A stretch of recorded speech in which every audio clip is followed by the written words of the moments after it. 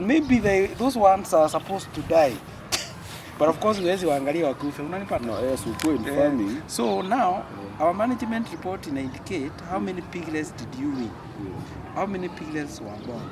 How many sows were served? How many sows were gave birth? How many, you get the point?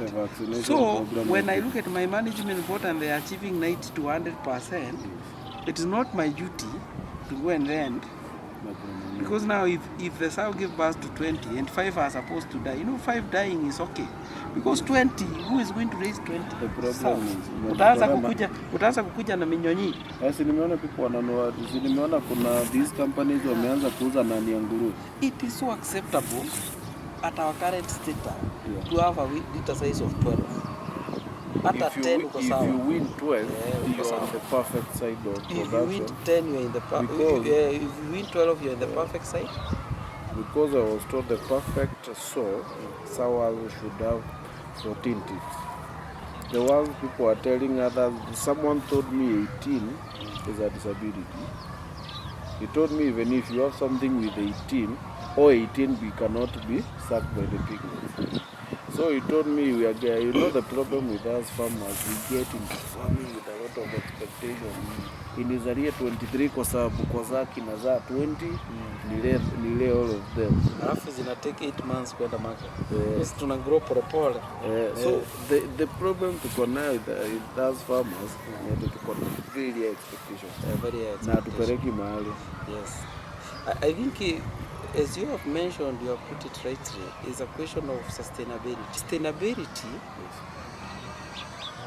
is something people have not understood. There is production, then there is sustainability. When you get 20 piglets, you are very excited. And I believe that's where the world is going. We might end up there because people are still innovating. How a sow can raise 20. But what you need to ask yourself, how sustainable is that? And now, after the word sustainability, I want to bring another word with another S.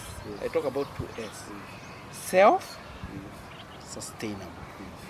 The sustainability yenye iko saizi, and I digress a little bit, in donor-funded projects. AIDS. Africa, we are donor dependent. Very much. And we are there strategically, in a way. So, when I keep bringing you bread or as hobbies, it's sustainable. I'm sustaining you, but is it self-sustainable? No, it's not. Self-sustainable ni penye wewe unaamuka unaenda unatafuta in such a way it's not aid, you are productive. It is not donation. Now that way we are going to transfer our donation into loans, and those loans, when we get them, we'll be able to repay them, because we'll be saying, I'm supposed to pay a loan of 10,000, but I've made 13,000. So hii 10 narudisha na baki na 3. Hiyo ndio self-sustainable. But sasa hii ya kukaa ukikopa, utafika mahali utakopa tena. So when it comes about sustainability of piglets and sows is 20 were born, yes. How many will be weaned? How many will be taken to the market? The best average is 12 so far. 12 is the best, because there was a time I really suffered. I don't know what happened. I lost a sow which had 2 weeks piglets. They were 11. Let me tell you only 5 survived. Wonderful. You tried. Because I resorted into feeding them directly with cow milk and eggs. And eggs. Yes. So I was trying in a way to make my own cholesterol. But at least they were able to survive. So what killed the sow? I don't know. It was sick. So what I think is that I didn't want to go too far in a way that it will make me mad or anything. But it was a doctor came, it was given an examination. So 6 hours after the examination, it was gone. Oh, it was treated? Yes. And now the lack part of it is that piglets start feeding at 2 weeks. Yes. So if it was and our less 2 than weeks, that, it could I have would been a have challenge. lost all of them. Yeah, you could have lost all of them. Yeah. So you are made to maintain for. The other thing is about when you talk about 20 piglets, I want to bring another angle to this. How many litter size, how many times is a pig supposed to give birth in a year? I think it's if you calculate it in a normal, it's supposed to be 2 point something, but in a normal year, it's supposed to be 2 times. 2.2. Yes. So 2.2, it means this pig, you win at 2.2 you achieve when you win the piglets at 4 weeks. Yes. Right, to get up to there. Yes. After winning, you are supposed to serve this pig within 5 days. Yes, because it starts getting in it on the third day. Now, when you serve the pig, those are now the normals. I'm discussing the normal. Yes. The ideal. Let me say the ideal. Yeah. Within 5 days, you have served. Yes. So it carries the pregnancy for another 112 days. Yes. It gives birth. Another 4 weeks. Yes. You win. You serve again. You achieve 2 point. 2 point. Now, sasa we enda upate 20 piglets. After 1 month when you're supposed to be win, bado ni wandogo. So you are excited. Hawana maziwa ya kutosha, so they have not grown as per the expectation. Yes. Because winning is not just about age. It's also about also size and weight. and the rigor. Yeah. You get it? And the weight also. Yeah. So unapata mtu ako na 20 piglets ameenda how many months? 2 months. Or even 3. Hata 3. Yes. Sasa ni kazi gani hiyo? Lakini unajua the problem. Kumbuka pig, Yeah. the sow, when it is lactating, Yes. it can take up to 7 kilos Yes. of feed. Because Some go even 10. Because I understand it's a quarter kg per piglet. That is it. So if you have 20, Yeah. that, How much is that? 8 kgs a day. 8 kg a day. How much is a kilo? 55, sorry. Fanya sample. So that is actually 500. Yeah, anakula tu, ako tu. So unapata mwaka moja nguruwe anazaa mara moja ama mara moja na nusu. Of course hakuna nusu, lakini we are counting the years average. So this excitement of saying so many piglets, really sometimes we need to ask ourselves whether, while we are talking about many piglets, whether we are also looking at other parameters. But again now, it's a blessing. There is a solution to this, because you know you huwezi ambia nguruwe izizae 23. The solution is here. Yeah. Fostering. Yeah. Foster mothering. At least ensure that 3 pigs are giving birth at the same time in a week. Which means huyu akigonga 23 piglets na huyu agonge 10. Na ndio maana unaona hizo farrowing pens zimejengwa hivyo. Wewe ambaye mother ako hapa, wengine yako piglets ziko huku. Which means ni kumaanisha ile ikizaa 20, we as they can circle anywhere. That is the solution, viable solution. But the other one is that what you said, you make your own meal using, I didn't know that one. Sina hiyo technology sana. Penye umesema mayai na maziwa, unanyorosha, unasaidia, si ndio? Hii inasaidia. Lakini unajua the problem with a lot of us out here, we depend on breeders. You know, breeders, for you to go and buy from them, they will give you all kind of folktales. Okay. Hi everybody. Good morning, good afternoon. Welcome to the Org List. Today I'm in Kenyatta Road talking to Dr. Zach on pig genetics, feeding and money. So now please follow us. Welcome to the channel. And please, we are at 1300 subscribers as we publish this video. We asking you as our followers, as our fans and fellow farmers, please get us to 2000 subscribers, and remember to like our videos and please share. What kind of folktales at mine gives birth to 20. If you buy from me, you'll be in the market in 4 months. And you know, currently in Kenya, we have, I don't think we have very few real breeders. Yes. Because even as we are not breeders. Yeah, I tell people as we are farrow to finish. People ask me, your farm is among the top 10 in Kenya. I tell them it's a decision we have made to do that kind of business. Because again now, another thing I need to advise farmers is that one of the challenge I find with issues of breeding, and I admire Farmer's Choice. When we order gifts from Farmer's Choice, you don't go looking at the houses to see which one is which. So if you're gonna be a breeder, and if you're gonna be a farmer who want to engage a breeder, don't go looking at the pig saying I need to see ati sasa unaenda kuchagua hii. They are the expert. Kama wamekwambia na umewatrust and they are credible, wakikwambia this is the gift that will give you return, take it. Because again, biosecurity issue moving from one house to the other is also not good. It's also contaminating. And one thing I tell you, if as a farmer you come to the farm and you really insist to see, and you come and then there's an outbreak of a disease or there's whatever happens and you came, mimi sikukataza ulikuja na ulifurahi ulikuja. Ningekukataza ungekasirika. Lakini nikuulize, ukikuja halafu kuwe na ugonjwa, I want you to think now economically, what does that translate to the nation? Instead of me taking, as a company taking 40 pigs to the market, I take 20. So you came, you enjoyed seeing, but again you see that transition. So sometimes when people are told this is a biosecurity area, please let it be a biosecurity area. But you know something, in Kenya, people don't know. I don't think it's that they don't know or they don't care about the biosecurity. And that's the beauty of Hog List. Yeah. Now we are advising them through YouTube. Anybody listening to this video will be able to understand now why we tell you don't go to see other people. Usiende kuona mifugo ya mwenzako. You know, at least if I come to this farm, at least 1,000 or 2,000 people will see this video. We will see this and video. They will learn more than, you know, you can't bring 2,000 people here. Hata hao wakununua gills, kila mtu anataka gill, anakuja anaona select. Mwingine unaona hiyo sasa? Hiyo inaleta shida sana. So breeders, they have a way they have organized their farms to be able to handle such kind of issues.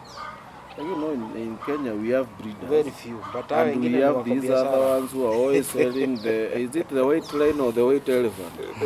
They have breeds. Yeah, they will give you stories. They are even promoting themselves on TV. Yeah, they have breeds. So I've always been telling people, you know, people call me, I tell you this, I went to this farm, whatever I saw, I can tell you can't get this.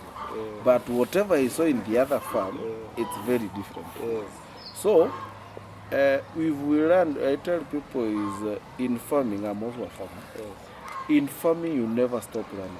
You never stop learning. And I've been thinking, in life, you never stop learning. Even as Oglist, I've been thinking of more ways to at least even get farmers to a sit down where we can all share.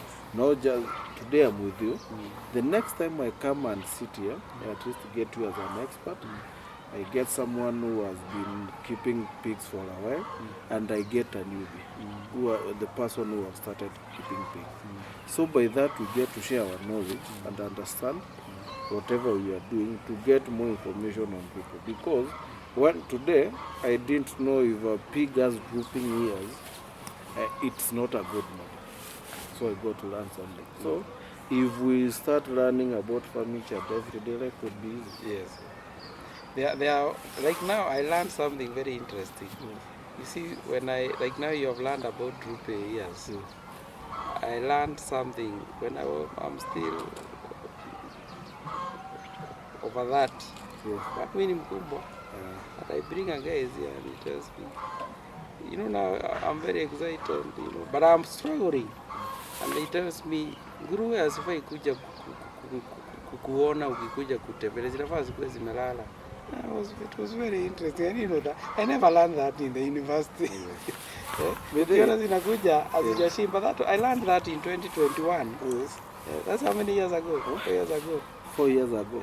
What I've come to know and understand about farming is all about experience. Because something that you learned in school, things are changing. So, but if we continue sharing, do you know even currently we have farmers who view other farmers as competition. Yeah, and that is a one point by the Hog List I needed to mention. There's something I wanted to say when I was talking about comparative advantage and competitive advantage. And it's good I say this point. You are a farmer, I'm a farmer.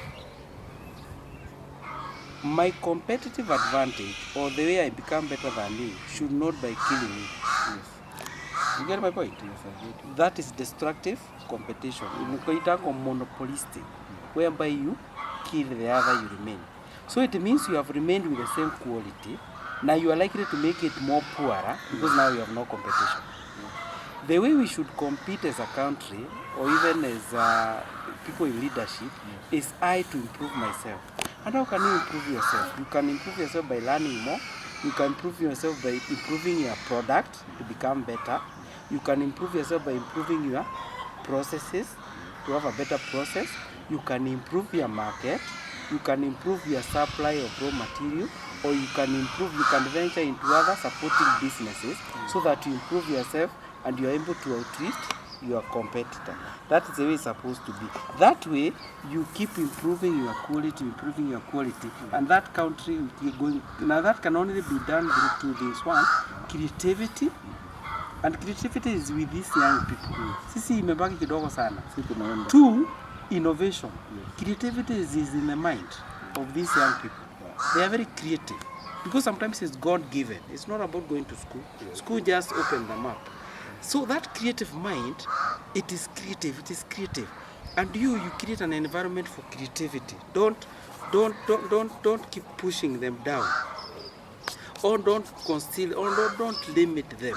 Kipchoge say no human is limited. So allow them to be creative. Once what is in their mind gets to the market, and it changes the market to make the market better, that is innovation. And it can be radical innovation, whereby we can go global because of that idea. It can be architectural, whereby we are improved. It can be structural. This thing was not like that, we have improved the process. We have improved the product. You see, that is the kind of competition we do. Comparative, again, internationally, Kenya should be thinking of how can we improve our livestock industry better than Uganda. You don't improve your livestock industry or your crop industry by killing Uganda. You can't. Then you are doing nothing because you are not supposed to be something improving, which means Uganda remain where it was, or Kenya remain where it was, and Uganda grows up. One something I know about life is, if I'm able to rise, you won't remain to the position that you were when I was with you. Yes. But with us, I was telling my friend here, what I've been looking for farmers who can be able now to integrate this generation, the Gen Z generation, into pig farming. And you are? Yes, because right now, in this country, we have left farming for the old and the poor. So this generation, they're on the road every day. Do you know why? You have nothing to do. You have nothing to lose. You went to school. You can even cite some in Kenya. There are people in Mujengo na kona masters. Yeah. We interpreted that so. We thought kazi zuri sana ni kukaa kwa ofisi. Tuliambiwa the fruits of education are sweet, but not in this country. Watu wafanye ukulima. I always tell people this, ukulima si ushamba, lakini usikuwe mkulima wa simu. Ni kweli. Unaona? Yes, there is we are in a digital world, but digital is not you have left your chicken in Machakos or your cows with your old mother. Then you keep calling her, "Mom, nimeambiwa nguruwe za huku inafaa kuwa 120 kg." 120 kg ikula manazi. Na mereo. Yes, so and I also tell people the problem we fail in farming is feeding. And I always tell people garbage in, garbage out. Hauwezi ngoja nguruwe inakula mashakula. Then ukienda soko unataka the same diabetes, the same quality farmers choice inachukua nayo, ndio the same unataka kuchukulia na umewapelekea mafuta. So now, as pig farmers, you know, it's even a challenge for me reaching farmers who are willing to share, because I don't understand what a lot of people are afraid of. But as a country or as a people, we need to be able to share our experiences to better each other. Because if you know, there is someone unaweza pata hata mtu amepata a new market anaficha. That it won't help you, because right now, check this out, we are getting pigs or pig products or pork from Brazil that is frozen, and the price they are selling it here, it's ruining our pig market. Do you know why? Even here we have very few leaders that don't care. in Kenya, whatever we have currently, our leaders don't care about the family. Because this person won't care about you because you want to be able to be the one to report the goods to us. But if we don't unite somewhere and talk, we are not going anywhere. Okay? Today now I've come to see you are a very busy person. You have spent the day with me. Do you know how many people you have enlightened by spending 2 hours with us? Very many. Which the 2 hours I am not paying you. And those people, if the people go for training for big farmers, but the knowledge you have given us here is more than, and I know per training session is worth 3,000. So now you have spent your time, you have given someone else some knowledge. So now we are talking to people in Kenyatta. I want a farmer who is Nyeri to encourage others in Nyeri, whoever is in Kilifi to get Kilifi in Kisumu. By doing that, we want to be importing, and the cost of production will go down. Because right now the problem that we have is the cost of production. Yeah, and two things, by the way. One, you mentioned that here you are as homeless. Yes. It is a very basic ideology, because I will speak about the second thing. Yes. As homeless, you are making 10,000 per day. Hata twende chini, you are making 2,000 per day as homeless. And as homeless, I'm talking as you as a person. So, God amekubless. Umetoka 2,000, umeenda kwa 10,000. After 10,000, umeenda kwa 20,000. Isn't it? Remember, ile 2,000 ulikuwa unatengeneza, kuna mtu anahitaji hiyo 2,000. So what you need to do as homeless is you pull people to occupy the space that you left. That is how environment and wealth is created. That is how employment and wealth is created. The space that you leave people, and you empower them to be able to make the money you are making. And that is what we call succession planning. And you move to 20,000. Then when you move to 50,000, make sure that you have pulled someone to continue taking care of the space of the 20,000. And you train them to pull others. You get it? But now the issue here is, before I talk about the second thing, we are somewhere because we are not somewhere else, right? Yes. Now, you are making 20,000, probably you have gone to politics, things which I don't even know what is happening in this country. Because you have gone to 20,000, now you are in 20,000, Yes. and I tell you, why don't you start businesses that can empower people who can make the 1,000, 2,000? You don't have time. It's not about you. You getting? Yes. Wewe ukiangalia kama unasoma Biblia in the beginning, you think God was not busy? He was very But busy. he decided to create for us, and he told Adam, I've created, it's not that I cannot do it, but you do it, so that at least usaidike wapi. So when I bring these people, I'm bringing them so be our saidike. So sometimes we need to realize as leaders, it's not about us. It's about how many people do we empower. Si ati wewe uko pale unapata milioni moja ana kitu. That is oppressive regime. Number 2, I learned in Euro that most of these people who donate funds to UN vote to come and aid us are farmers, most of them. That is in Netherlands. And when I was studying there, my mind shifted and it changed. It changed me. Where I realized that a professor could walk into a class, atoe gambut at 8 a.m. aweke hapo kando, avae viatu, akona jeans, unakuta mpaka saa ingine iko na mafia ng'ombe na t-shirt, anaingia kufuza. That's a professor. And I never knew they were professor after a very long time. Because those guys, they call them by their first name. Wanajitanga Van Ries, Zachary. They come and now, and then they tell you guys, look here, we were from a certain farm, and this is what we saw. So we are writing the books as we read the books which were written 20 years ago. So they tell you, hapa tulionelea kukaa hivyo, kunafaa kukaa hivi. Na mnaenda nyi wote mnaona.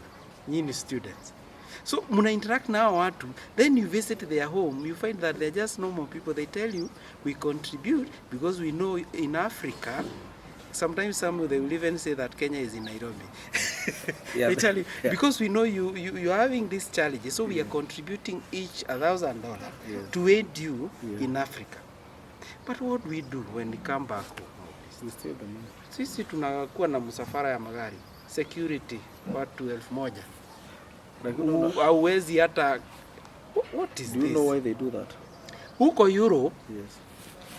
mimi nakaa hapa, nasikia nimeambiwa that is the minister. Amekaa hapo kwa train. Aya, director wa college ndiye anatukaribisha na bike. Yes.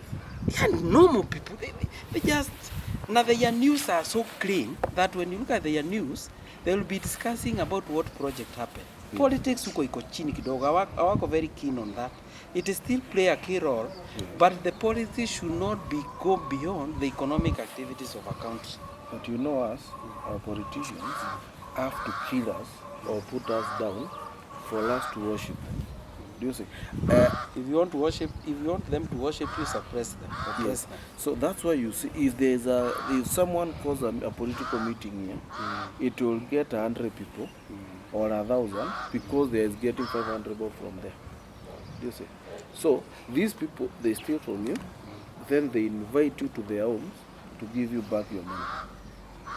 So now you are always depending on them. You also see then, have you ever seen a bursary meeting?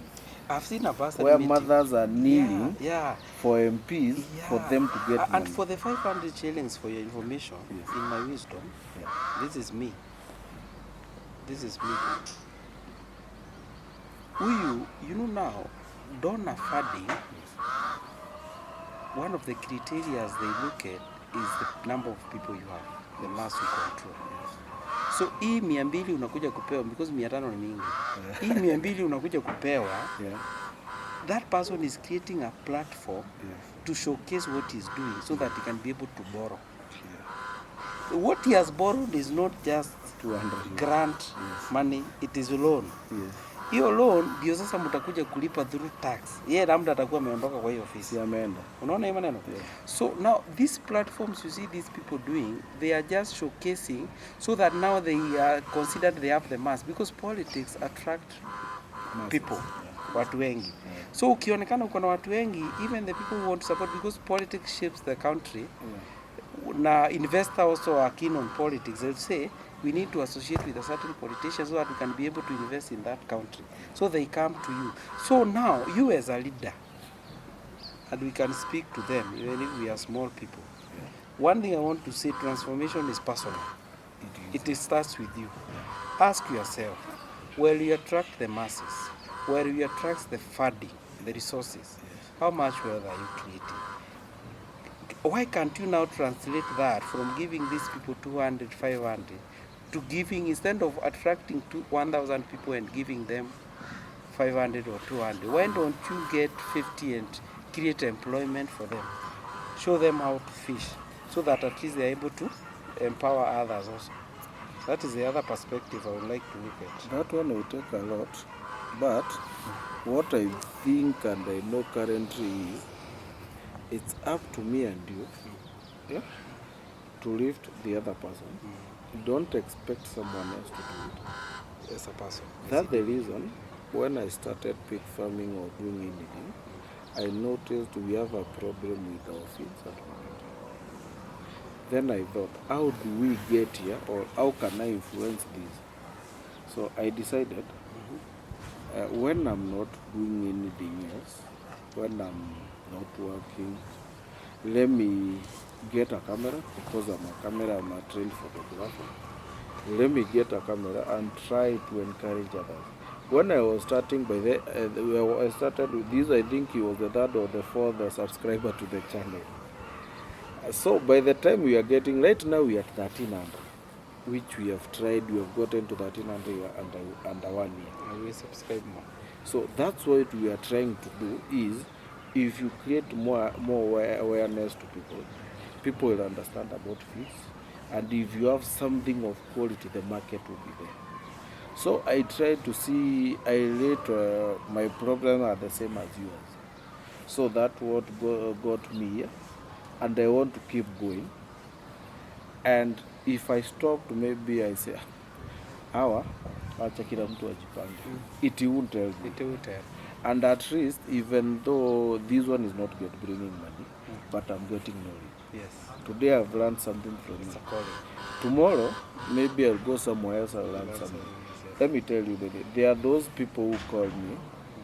There is a friend of mine who has an auntie. She's a very good.